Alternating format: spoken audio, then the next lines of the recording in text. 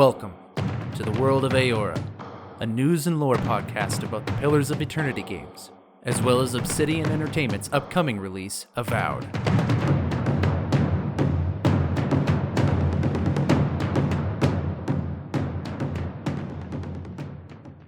Hello everybody and welcome to another episode of the World of Eora. I'm your host Eric, aka Gingerino. Thank you guys so much for joining me as we dive into the history, lore, and gang mechanics of Pillars of Eternity 1 and 2 as we gear up for the release of Avowed.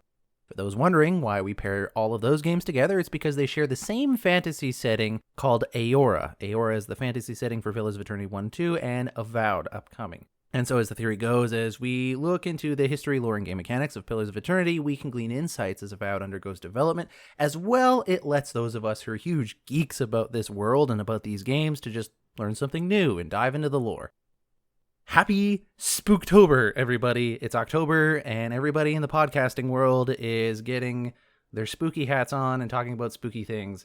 And I've sort of accidentally committed myself to doing a series of episodes about Pillars of Eternity factions, so might not be super spooky. Although I will be talking about a druidic cult today that have to do with ritual blood sacrifices, So there you go. That's kind of spooky, scary skeletons in its own sort of way, depending on your tastes, I suppose. No news today to go over regarding Pillars of Eternity or Avowed. We're going to dive into today's episode, which is going to be kind of a continuation of the last episode, where I talked about political or religious factions that exist within the city of Defiance Bay, the major city in Pillars of Eternity 1. And there's another major city in Pillars of Eternity 1 called Twin Elms. Inside this region of the Twin Elms are a number of factions as well. There are 6 local tribes that make up the main government, I suppose you could say, in Twin Elms. And then there's a couple of druidic orders that I want to bring your attention to that you're going to want to hear about. That's probably all I'll get through today. And then in the next episode, I hope to get through all of the extra factions that we read about in the Pillars of Eternity 2 guidebook, which I just got a hard copy of through Amazon. If any of you are huge Pillars of Eternity nerds out there and you like having physical things to collect, I got Pillars of Eternity 2 guidebook on Amazon for relatively cheap, and there's still several copies left, so jump on there and look for that. Pillars of Eternity 2 Deadfire guidebook is what you're looking for. A hard copy from Dark Horse Publishing. So, with that said, let's put our spooky hats on and not talk about spooky things very much, and get into today's lore. I'm curious. What exactly did you find there? So as mentioned, this episode's mainly going to comprise of information on Twin Elms and some of the factions that we see in there. I'm getting most of my information, if not all of it, from the Pillars of Eternity Collector's Books. This is the first edition of the Collector's Book that has all the lore of it. You can also find this one on Amazon, although it's 3 times more expensive than the second version. So, if you have the money, go for it. A little blurb on Twin Elms before we get started. This is the city of Glanfathan tribes. Glanfathan tribes are the tribes of the nation of Glanfathan. Go figure. Glanfathan are a set of tribes that natively exist in this area of the world known as the Eastern Reach, which is a new continent. So, in the history of Eora, there are 3 major superpowers, and they were exploring and expanding in the world. Eventually, they discovered this new land, this new continent, which they called the Eastern Reach, and one of those major powers, the Aedir, have settled there. And we've talked about this before, and so we have these Aediran colonists settling in the continent of the Eastern Reach. They are called Deerwoodens. But the Deerwoodens found out that there were people already living on this continent, and these were the Glanfathan tribes. And so when I talk about Glanfathans, that's who I'm talking about. This city, Twin Elms, was established between a pair of ancient elm trees, a location chose for its proximity to the gods of Eora. And actually, if you play Pillars of Eternity 1, you do come to this location, and you do get to these 2 twin elms, these 2 elm trees, and you talk to a pair of Delimgon sisters, I believe. Ancient beings with ancient knowledge, and it's a very big moment in the narrative of Pillars of Eternity 1. Oldest amongst its structures, which is structures within the city of Twin Elms, is a stone tower known as Teir Evron, which is local language for the Hall of Stars. The pinnacle of the tower is used for astrology and divine communication. So this tower where you can commune with the gods is a very special location within Pillars of Eternity 1. When you go in here, there are bookshelves upon bookshelves upon bookshelves of different lore, each one containing kind of the scripture for a different god. So if you're really big into the lore and you get to Ter Evron, the Hall of Stars, go to the bookshelves and pick up a copy of each of the book that's in there, and you're holding the scripture of each of the gods there. And actually, I think you need to read those books in order to solve a puzzle, which if you don't like reading, is kind of a really annoying puzzle, but you could also just brute force your way through all the dialogue options and eventually you'll get somewhere. Or look it up, I suppose. Reminiscent of Audra stones, the elm trees, that is the twin elms that are iconic in this city, the elm trees exhibit a tendency towards attracting souls that are twinned in some way, whether they were once halves of the same whole or interacted in some past of which mortals are unaware. So this is important to note because in this world of Eora, souls and soul energy, which is called essence, the stuff that souls is made of, is a very important part of the lore. And it's not just the living, breathing creatures that have consciousness, that have souls, or that have essence. The very plants and trees of the forests themselves have essence. And so I don't know if they have like conscious souls necessarily. Maybe they do. And it seems that these two trees in particular attract souls that are twinned in some way, shape, or form, which in my mind makes it related to Bereth, who I believe is the twinned god. He, she, it thing is kind of the god of duality in a lot of ways. There are two sides to Bereth at all times that exist at the same time. And so this seems very Bereth-esque, in my opinion. A pair of Delimgon sisters attend to the trees, a vigil that predates the city itself. Delimgon are a type of creature. They're kind of like humanoid forest creatures. It's almost like the forest created little wooden humanoid versions of themselves to be kind of like their vessel. So you're kind of talking to the forest directly in a weird sort of way. Delimgon have an interesting lore behind them. But these two Delimgon sisters that live in these twin trees, and they attend these trees as a vigil that predates the city itself. And Twin Elms is also built around the major Gwithan ruin here, which has not been plundered by adventurers. And that's an important thing, because the Deerwood and colonists that I mentioned earlier, they got in a lot of wars with the Glanfathans because they kept going into their sacred Glanfathan sites, the Gwithan ruins. But there's this one Gwithan ruin at Twin Elms that they have not yet plundered, basically because it's at the heart of their entire culture and civilization. These Glanfathan tribes have different, as the name kind of suggests, different tribes that make up their society.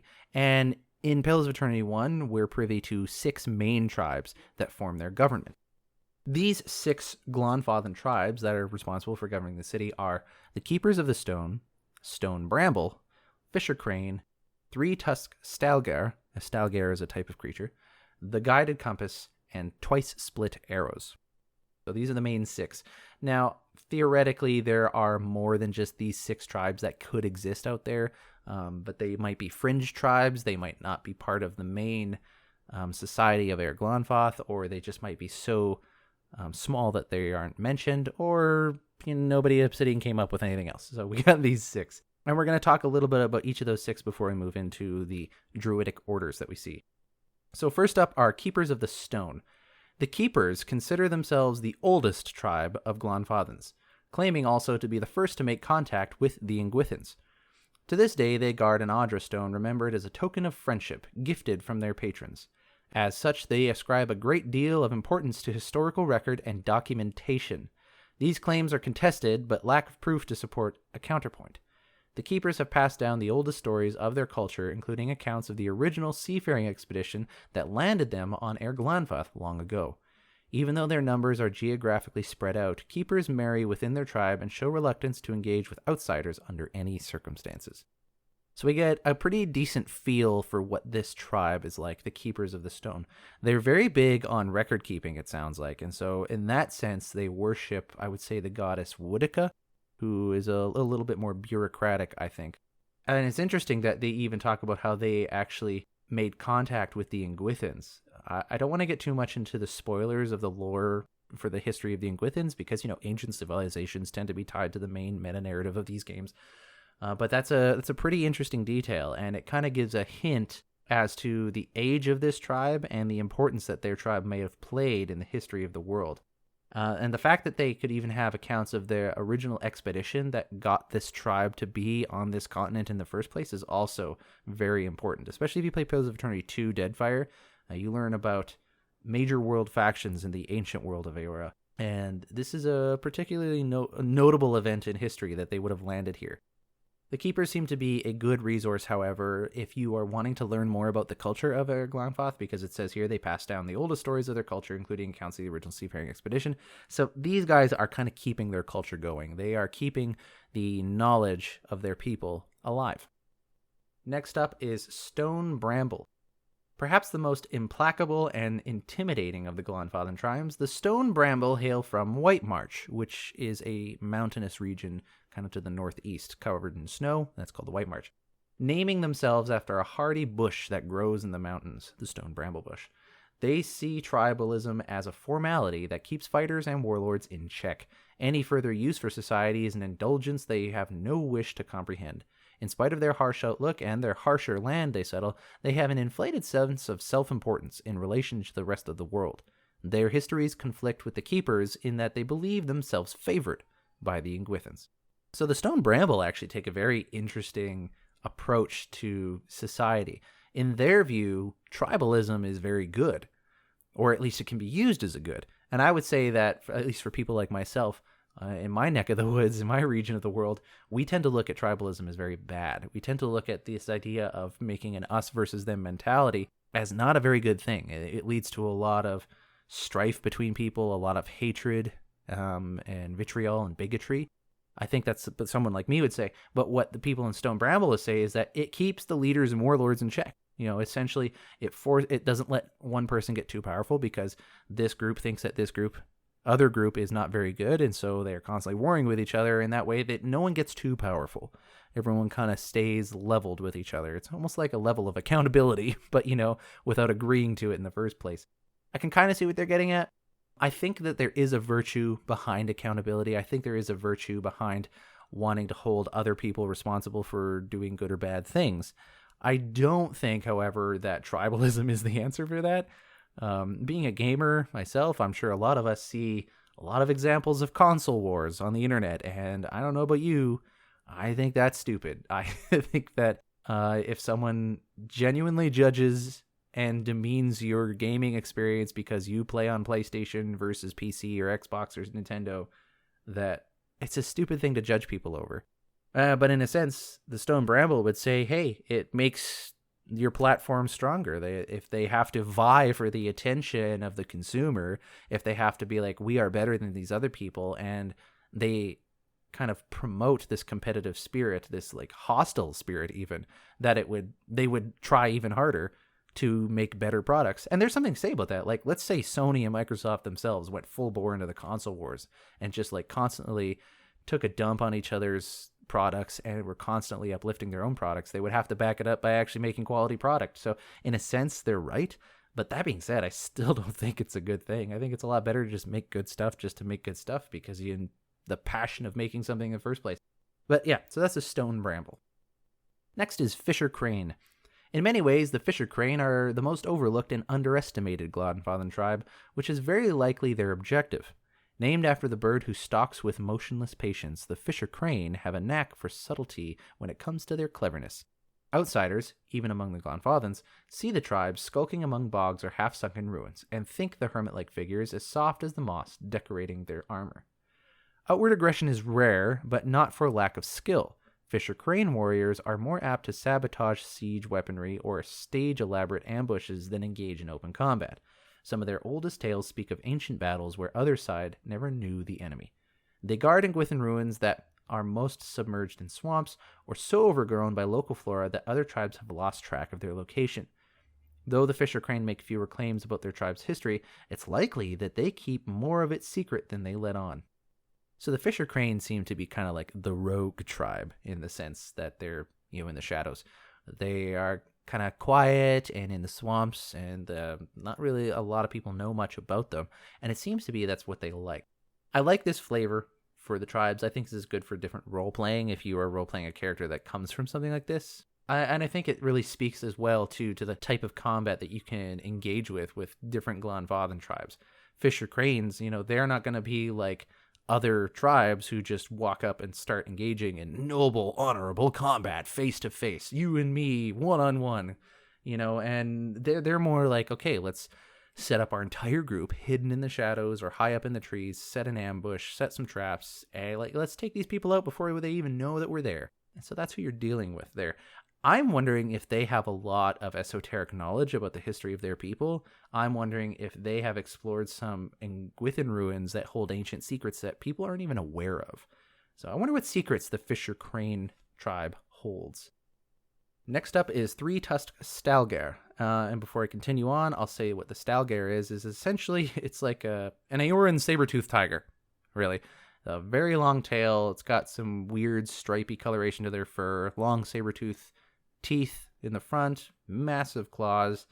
It has like a spine of hair going down its back, kind of like a punk rocker. So he's like, the Stalgar is the punk rocker cat of the cat world for sure. But anyways, it's a ferocious cat creature for those who just want the bottom line of what it is. And this is called the three-tusk Stalgar. So that would be a Stalgar that doesn't just have the two saber-tooth tusks. There would be a third one there. That's what they're referencing. While the Stone Bramble may be the most intimidating tribe, the three-tusked Stalgar are the deadliest. Their warriors ride giant Stalgar's cats into battle. This is a testament to their feral nature, as the cats will brutally kill any other Glanfathan within reach of their claws. During the major conflicts with the Dyrwood, the Stalgar were the primary aggressors who punished colonists for infractions on Engwithan ruins. Their brutality surprised the other tribes, but their fearlessness and commitment won them a great deal of support. During the War of Black Trees, which is a war I'll talk about once I'm done this paragraph, a split formed in the Stalgar ranks. Some fighters wanted to dig in and battle Aedirn forces to the death, while others fled to the relative safety of Glanfathan. Those who fled ultimately joined other tribes, leaving the Stalgar in the hands of its wildest and most chaotic fighters. These days, they are grudgingly respected by the rest of the Glanfathan tribes and feared by the Dyrwoodans who travel off the established roads. So the three-tusked Stalgar, that's the tribe we're dealing with here. Definitely the deadliest. They're the most ferocious. And in fact, they were made even more ferocious when the lukewarm Stalgars left after the War of Black Trees. And so now all you have are the extremists, the fanatics that are in charge of this entire tribe. These guys are so fierce that they basically ride saber-toothed tigers into battle. And no one else can do that. And these cats are ferocious and territorial. Like, the people in these tribes hunt these things as like a milestone, or as like a way to prove your worth as a hunter. Like, if you can take down a Stalgar, you are a noteworthy hunter. And yet these people are just like, yeah, we ride them for fun. We ride them into battle. It's not a big deal. So yeah, and I mentioned I would bring up the War of Black Trees. The War of Black Trees is one of the wars that existed between the Dyrwoodan colonists and the Glanfathan tribes. It's called War of the Black Trees because of the tactic that the Dyrwoodan general employed. Essentially, when all of the Glanfathans were retreating from a battle, he just scorched the forest and completely killed anybody that was inside the forest. And so they weren't able to flee. They weren't really able to go anywhere. He just decimated the armies by doing that. And so as a result, a lot of these three-tusked Stalgar were like, okay, well, let's go home. This is clearly too much for us to handle. And then a bunch of extremists were like, nah, we're going to dig in and we're going to fight these Aedirns to the death. And so, yeah, that's what happened with them. You don't want to mess with a three-tusked Stalgar. This would definitely be one of the mid to late game people that you would fight if you were kind of going in sequential order of most badass people to fight in the world. Not a lot of history to them, not a lot of intrigue and stuff like that, just ferocity. The Guided Compass. Although the Guided Compass are known for their accepting and pacifistic nature, they are nevertheless viewed as the eccentric upstarts in Glanfathan society. Some of this can be attributed to their being a relatively young tribe, cut off from a sense of greater history or belonging. The Guided Compass take a more objective view of their place in Glanfathan, as opposed to falling back on tradition. The tribe fought in none of the Dyrwoodan conflicts, accepting early on that the Aedirns had arrived to stay. The Guided Compass even theorized that the Dyrwoodan colony might prove a new ally in the protection of sacred sites. Their lack of involvement in the war earned them the mocking epithet of the Broken Compass in Glanfathan circles. While their alliance, which some would call complacency, with Dyrwood has yet to benefit in the ways they imagine, the Guided Compass optimistically believe that they still have much to learn from the settlers. So there you have it. If Keepers of the Stone were team status quo or team conservative, the Guided Compass is a little more team liberal. They're the other side of the thing. They have not participated in any of the wars or any of the conflicts. They don't root their identity in the ancient history of their tribes or their traditions. They're more about who are we now, where are we going forward, what can we do with what we currently have. And there's something to be said about that. There's something to be said about both sides, right? Like, it's important to look at the tradition of your culture and the traditions of your people and the history. It's important to hold on to things that are good from your past and not to carry the negative things forward. But it's also good to not just stagnate in the past and where you are at now. It's important to ask, okay, where are we and where are we going? And it seems like the Guided Compass is, in my opinion, making a good decision to kind of say, okay, these Deerwood colonists are here to stay. How can we make this a beneficial relationship? Like, we can't get rid of them. So what are we going to do? Let's find a way to live with them amicably, with them peacefully. Whereas I think some other tribes are thinking, no, these people shouldn't be here, so we need to eliminate them. And I understand both sides of it. If it's an invading group of people, you want to get rid of them, right? If they're like destroying your ways or they're killing your people or enslaving your people, which actually did happen, you fight back, and that's normal. A Guided Compass, obviously, they didn't go through any of that. And that's an important thing to note too, right? Like, they weren't here, they weren't part of all this conflict when, their brothers and sons and daughters were being taken as slaves. They weren't here for that. And so that's partly why they are able to kind of move forward thinking, well, let's be friends with these people. As you can imagine, since they're relatively new and a lot of the more status quo tribes are still in power, they're not favorably looked at. I mean, people call them the broken compass and not even the Guided Compass because they think that their moral compass is broken. You see what they did there? You see what Obsidian did there? That's very, very clever. So yeah, that's the Guided Compass. The last Glanfathan tribe is Twice Split Arrows. This smaller tribe is technically an amalgamation of the others, as it comprises the outcasts and the hermits considered unwelcome. While their brethren view them as scavengers with no sense of heritage or history, the Twice Split Arrows consider themselves dogged survivors who will ultimately outlast the downfall of greater powers and grow stronger for their endurance. As opposed to having a structure of leadership set in stone, the tribe will follow whatever measures are most practical and ungrounded from meaningless tradition. There you go, Twice Split Arrows. So it sounds like Obsidian made 5 tribes, and they're like, what about other people that fall into different categories but aren't really worth making an entire tribe for? We'll just throw them in the Twice Split Arrows. We'll just make them the outsiders. So there you go. I don't know who in Obsidian sounds like that, but there you go. Small tribe, Twice Split Arrows. I think this the Twice Split is referring to like not just split once, but twice. And so like that like fringe of these tribes are just kind of getting together and making their own sort of tribe. It's kind of the place where everyone else kind of goes. They seem to be driven by a sense of pragmatism of like, okay, well, what works? Like, they're going to follow a leader that is the most practical and ungrounded from meaningless tradition. So it sounds like they just work on what's pragmatic, but they also they recognize things for what they are in the sense of like, we think that this tradition is meaningless. And when I say recognize them for what they are, I mean like they don't do ritualistic things with their tradition, perhaps, which isn't, in my opinion, meaningless. But I also understand where people might be coming from and saying that like there's no point in doing ritualistic things empty-minded or empty-hearted, and maybe that's what some of these Twice Split Arrow people think, that these are meaningless traditions in the sense of there's no real content or heart in some of these things, and so they don't do that.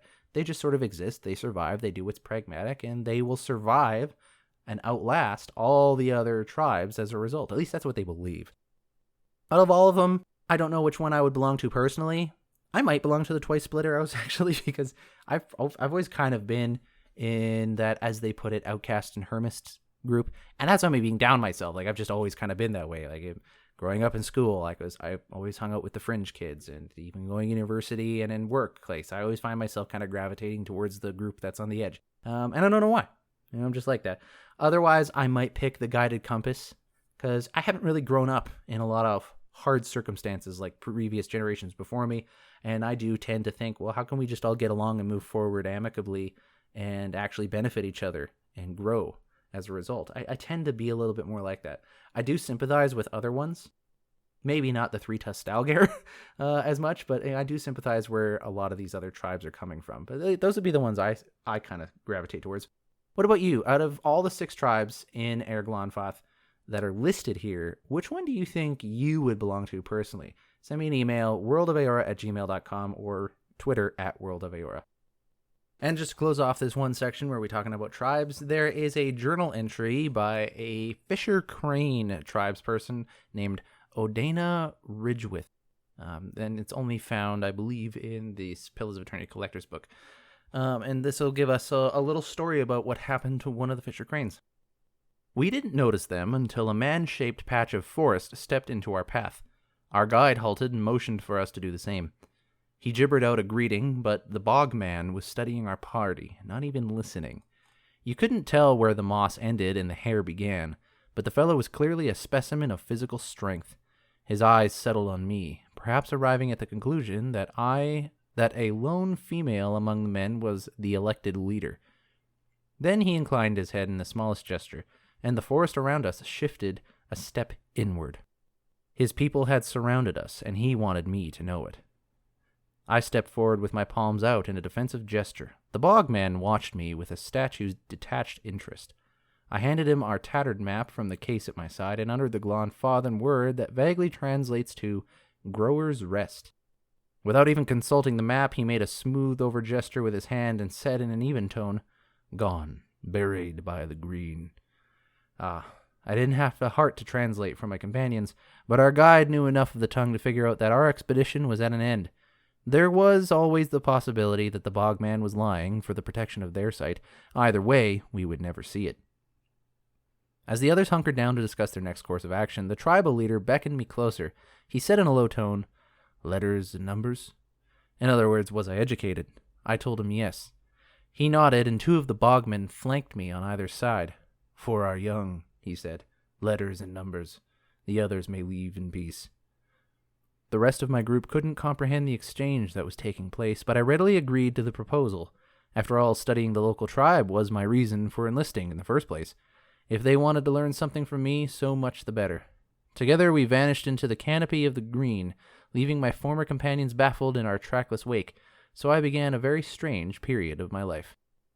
Alright, so this next part I'm really looking forward to is these two druidic cults in the Twin Elms area. One is the Ethik Nol and one is the Ovates of the Golden Grove. The Ethik Nol I always find interesting. I find any extreme group or faction in a game or a story interesting because it's like, how do you maintain this extreme philosophy you have in a coherent way? And I always find that kind of thought experiment interesting, especially when you can actually see it in a game. So these are two druidic orders that we're going to talk about. First is the Ethik Nol, Ethik being spelled E-T-H-I-K, and then N-O-L. This ancient order of druids hails from the mountains of White March, a location we've already discussed, with some of their numbers tracing their lineage back to the fallen settlements of dwarves.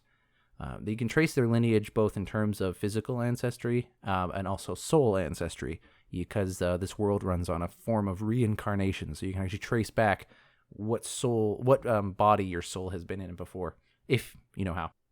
As opposed to adopting the ambition and treasure-hungry character of their brethren, the Ethik Nol are fiercely spiritual. They believe in a natural order based on survival, community, and especially sacrifice. These three philosophies have a way of intersecting in bloody and controversial ways. An Ethik Nol need only look around to see the spiritual world. They value the interconnected balance of nature and treat the cycle of life and death as essential to the upkeep. The trees are rooted in earth, the earth supports worms, and the worms die to feed the trees. The same perspective carries over to their daily lives.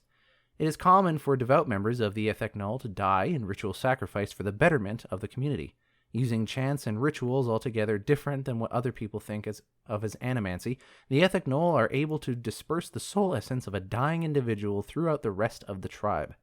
This is done to improve the tribe's good fortune during particularly nasty seasons, to improve the hunt, or to generally elevate their standing in times of decline. Under casual circumstances, they would sacrifice an animal or food-bearing plant instead. To call the live sacrifices quote-unquote willing would marginalize the complexity of their role in the society. The practice is an intrinsic part of survival and the Ethik Nol worldview. It is also brutal and often unjust in its calculation. Members of the tribe are not always selected for sacrifice based on their willingness, but a measure of whose spiritual essence can best serve the community. On more than one occasion, that honor has extended to someone who didn't wish to die. Cultural pressures and the weight of obligation present a heavy counterbalance to any misgivings. The group has endured for centuries, due in part to a precious resource they hoard, which is a magical war paint that grants the user a natural armor against arcane or physical attacks. Since the paint is only cultivated from the spiritual runoff found in ritual sacrifice, it is only employed during the battles of dire consequences. And so there we have the Ethik Nol, one of the more extreme groups, I would say. If you didn't catch all of that, here's a quick summary of what they do. The Ethik Nol essentially believe in this form of ritual sacrifice where they basically take the willing sacrifice of a person and then they use their soul energy as a way to bolster the rest of the community. And so when they sacrifice someone, they take the energy that's in that person and they use it to strengthen everyone else in the society. Now, most people would think that it's based on willingness, that is what determines who's going to get sacrificed. But like they say, how they talk about how the trees feed from the soil, which is fed by the worms who die in it, they're more interested in trying to find people who are both willing but also strong-souled. Because the stronger the soul, the better the outcome for everybody else. But they do have to be willing. If I remember correctly, they do still have to be willing participants. And so that's the Ethik Nol. I know there's a justification for their existence in the lore by the fact that they make this kind of like magical war paint, if you will, where the application of this war paint, which comes from the blood sacrifices, the ritual sacrifices, help their warriors in battle. And so they're kind of accepted because they create this commodity, despite the fact that everyone's kind of a little off-put by them. But that's their philosophy on life, is that, you know, your soul and your essence is not for you. It's ultimately for the greater good, which is the continued existence of reality itself, or the people around you. You're not that important as an individual. So they recognize that, you know, you do matter enough that you have to be willing, but still, you are more beneficial, sometimes dead, and that you should want to do that. Next up, and last on the list for today's episode, is Ovates of the Golden Grove. Now, the Ovates are a druidic order operating out of the Glanfathan city of Twin Elms. They consider nature a source of spiritual inspiration and wax poetic on the parallels between civilized life and the environmental patterns around them. In this, they represent something of a philosophical counterpoint to the Ethik Nol. While the Ovates look to nature's cycles and patterns for insight, the Ethik Nol actively mimic them to achieve a greater sense of belonging. And you can kind of see this. The Ethik Nol see kind of this is a whole circle of life mentality. It's funny, you know, I bet if you watch The Lion King and you see the circle of life, you wouldn't come to the conclusion that the Ethik Nol have. Hopefully none of our children watch those movies and think, yeah, this is what this means, is we should actively ritually sacrifice each other for the goodness of the circle of life. But yet you can see the Ethik Nol are mimicking that by the way they live. The Ovates are keen naturalists, specializing in herbal remedies that can soothe or cure any malady. So, you know, the hippies in the woods that can give you special potions to heal you.